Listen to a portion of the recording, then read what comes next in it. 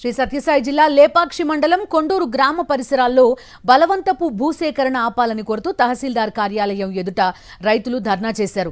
కూటమి ప్రభుత్వం రైతుల నుంచి బలవంతంగా భూములు లాక్కుని పెద్ద పెద్ద బడా కంపెనీలకు కట్టబెట్టడం అన్యాయమని మండిపడ్డారు. 2200 ఎకరాలు భూసేకరణ చేసేందుకు అధికారులు ముందస్తు సమాచారం లేకుండా నోటీసులు ఇవ్వడం వెనుక ఆంతర్యమేంటని ప్రశ్నించారు.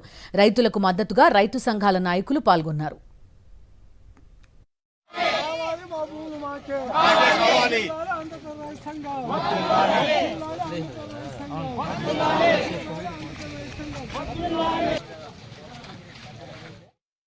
పశువుల చెట్లు రేషన్ చెట్లు అన్ని వేసుకొని మేము పంటలు పెట్టుకుంటున్నాము. ఏ విధమైన ఈ పాటికి 3వసారి మేము వచ్చినాము. ఎంఆర్ ఆఫీస్ దగ్గరికి, ఆర్డీ ఆఫీస్ దగ్గరికి వెళ్ళాము. కనీసం అంటే మాకు రెస్పాన్స్ ఇవ్వకుండా ఊరికి ఎత్తుకొచ్చి వాళ్ళు పంచాయతీ ఆఫీసులో ఇది పెట్టేసి మీ భూములు తీసుకుంటామంటే ఎందుకుగా తీసుకుంటున్నారు, ఏంటికి తీసుకుంటున్నారో, రేపు పొద్దున్నే భవిష్యత్తులో పిల్లలకి ఏం చేయాలనుకుంటారు వీళ్ళు.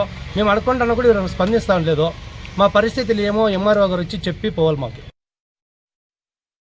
ఏం కొంచెమైనా రైతుల పైన కనికరం ఉందా ఈ ప్రభుత్వానికి అని నేను కోరుకుంటాను.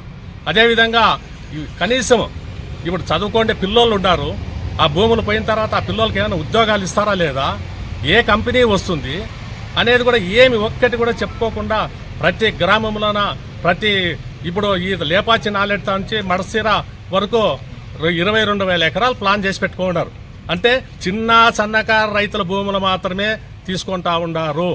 పెద్ద పెద్ద బడా భూములు రైతులు ఉన్నారు. 1000 ఎకరాలు ఎంపీలవి, ఎమ్మెల్యేలవి, మంత్రులవి 1000 ఎకరాలు ఉన్నాయి.